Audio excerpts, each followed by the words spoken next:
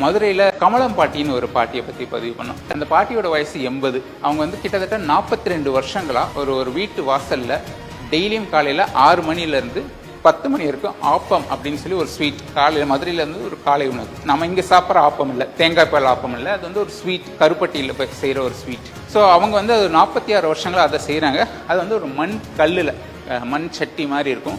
அந்த சட்டி வந்து ஒரு 2 மாதத்துக்கு வரும், அதுக்கப்புறம் உடஞ்சிரும். அவங்க அந்த சட்டியை ஒருத்தர்கிட்ட செய்கிற ஆள்கிட்ட சொல்லி அதை வாங்கி செய்கிறாங்க. அவங்க நினச்சிருந்தா நார்மல் கல்லில் செஞ்சுருக்கலாம், பட் அது அவ்வளோ கஷ்டப்பட்டு செய்கிறாங்க. அவங்களோட வீட்டு வாடகை 2000 ரூபாய்.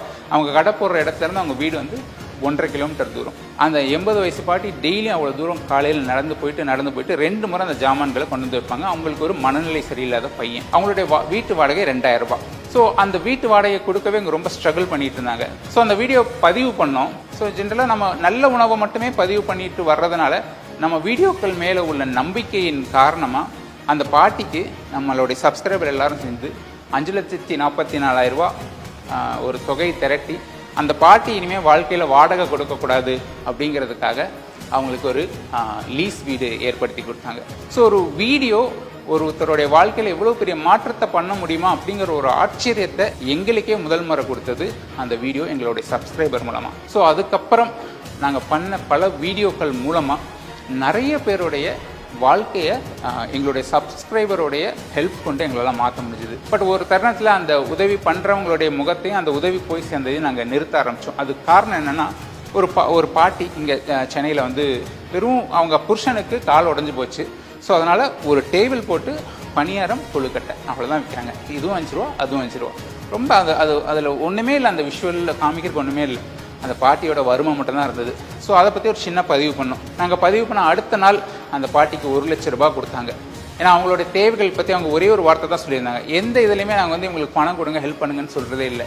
ஆனால் நிறைய பேர் நம்மளுடைய தமிழ்நாட்டிலேருந்து நம்மளுடைய இந்தியாவிலேருந்து இங்கே கஷ்டப்பட்டுட்டு வெளிநாடுக்கு போய் நல்ல சம்பாதிக்கிற நிறைய பேர் இன்றைக்கி தமிழ்நாட்டில் வாழ்கிற நம்ம மக்களுக்காக ஏதாவது ஒன்று செய்யணும்னு ரொம்ப ஆசைப்பட்றாங்க.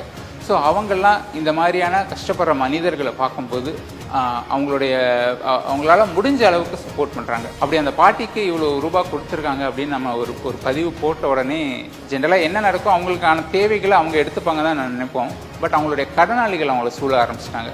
அவங்களுக்கு அந்த 1 லட்ச ரூபா கைக்கு வந்து அடுத்த நொடி அவங்க கடனாளிகள்லாம் வந்து அதில் 50,000 ரூபா வந்து அவங்ககிட்ட இருந்து எடுத்துகிட்டு போயிட்டாங்க. ஸோ அவங்களுக்கு கடனே 1.5 லட்ச ரூபாய்க்கு மேலே இருந்தது. பட் அதை அவங்களால சொல்ல முடியல, வேறு வழி இல்லாமல் ரொம்ப சிரமப்பட்டாங்க. அவங்களாலேயும் ஒன்றும் பண்ண முடியல, எங்களாலேயும் ஒன்றும் பண்ண முடியல. ஸோ அதுக்கப்புறம் வர்ற உதவிகள் பற்றின பதிவை போடுறதை நிறுத்தணும். ஏன்னா நிறைய பேருக்கு உதவ ரெடியாக இருக்காங்க, பட் அதை மிஸ்யூஸ் பண்ணுறதுக்கும் நிறைய பேர் ரெடியாக இருந்தாங்க. இந்த மாதிரி நிறைய பேரோட வாழ்க்கையை ஒரு வீடியோவால் மாற்ற முடியுங்கிறத நாங்கள் கொஞ்சம் கொஞ்சமாக உணர ஆரம்பித்தோம். ஸோ அந்த மாதிரியான மனிதர்களை நோக்கி பயணிக்க ஆரம்பித்தோம்.